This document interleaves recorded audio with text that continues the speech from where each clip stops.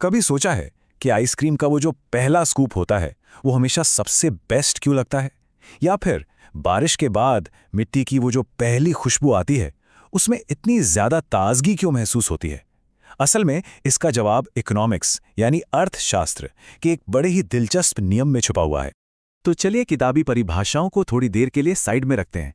हम बात करने वाले हैं एक ऐसे एहसास की, एक ऐसी फीलिंग की जिसे हम सबने महसूस किया है, पर शायद ही कभी उस पर इतना सोचा हो। ये एक अजीब सी पहेली है ना?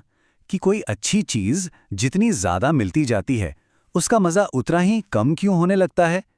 ये एक ऐसी बात है जिसका सामना हम लगभग रोज करते हैं, खासकर जब अपनी कोई पसंदीदा चीज का मजा ले रहे हों। अब चाहे वो एक और गर्मा गर्म चपाती हो या फिर शाही पनीर की एक और कटोरी, हर बार वो जो घटता हुआ रोमांच है ना, ये एक ऐसा तजुर्बा है जो हम सबका कॉमन है। तो मजे की बात यह है कि इकोनॉमिस्ट्स के पास हमारे इस आम से एहसास के लिए एक बहुत खास नाम है।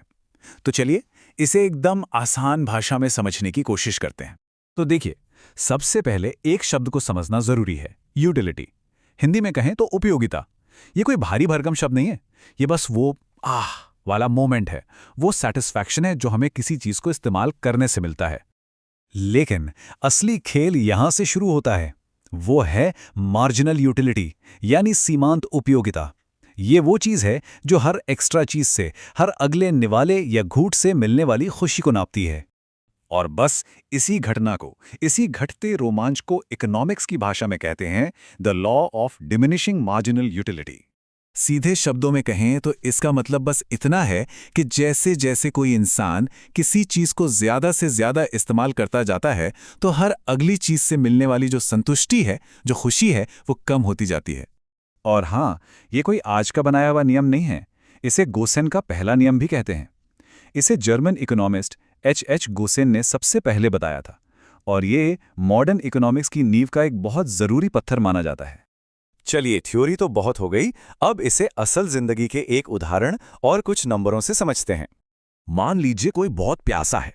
अब देखिए, पहला ग्लास पानी अमृत जैसा लगेगा, पूरी 20 यूनिट्स की सेटिस्फैक्शन। दूसरा पिया, ठीक लगा पर पहले जैसा नहीं, सेटिस्फैक्शन मिली 12। तीसरे में 8, चौथे में बस 2, पांचवें ग्लास तक आते आते तो बस प्यास बुझ चुकी है, कोई एक्स्ट्रा सेटिस्फैक्शन नहीं, 0। और छठा ग्लास, अरे भाई अब तो जबरदस्ती हो गई, मजा आने के बजाय परेशानी होने लगी, सेटिस्फैक्शन माइनस में चली गई। अब इसी चीज को अगर हम एक ग्राफ पर देखें तो ये और भी साफ हो जाता है। ये जो रेखा नीचे की तरफ जा रही है, ये वही घटती हुई संतुष्टि है। हर अगले ग्लास के साथ ये खुशी की रेखा नीचे और नीचे गिरती जाती है। और ये ग्राफ तो और भी मजेदार है, ये दोनों के बीच का रिश्ता दिखाता है।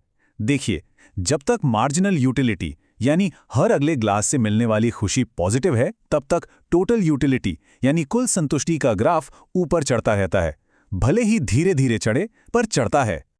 और फिर आता है वो पॉइंट जिसे कहते हैं पॉइंट ऑफ सैटिस्फैक्शन या संतुष्टि का बिंदु।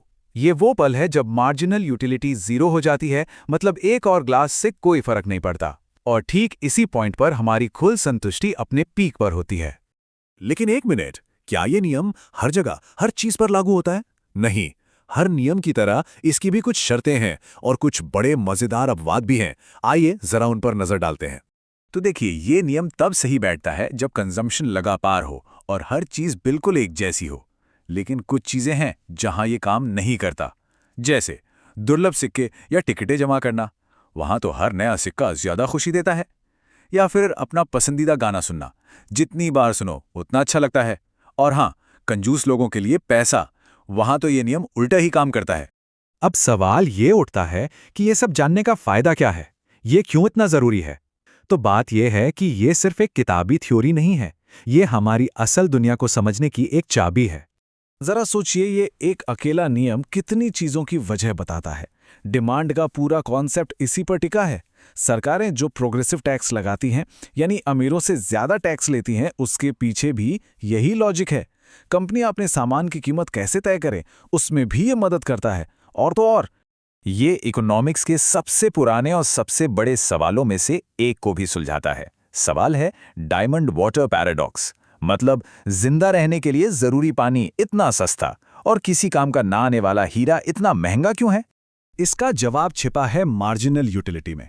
देखिए, पानी दुनिया में बहुत सारा है, इसलिए एक और गिलास पानी की हमारे लिए कोई खास वैल्यू नहीं है, उसकी मार्जिनल यूटिलिटी कम है। वहीं दूसरी तरफ हीरे बहुत कम हैं, दुर्लभ हैं, इसलिए एक और हीरा मिल जाने की जो खुशी है, जो मार्जिनल यूटिलिटी है, वो बहुत बहुत ज़्यादा है।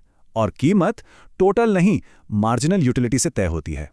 तो इस सारी बातचीत का निचोड़ क्या है? अपनी रोजमर्रा की जिंदगी के लिए हम इससे क्या समझ सकते हैं?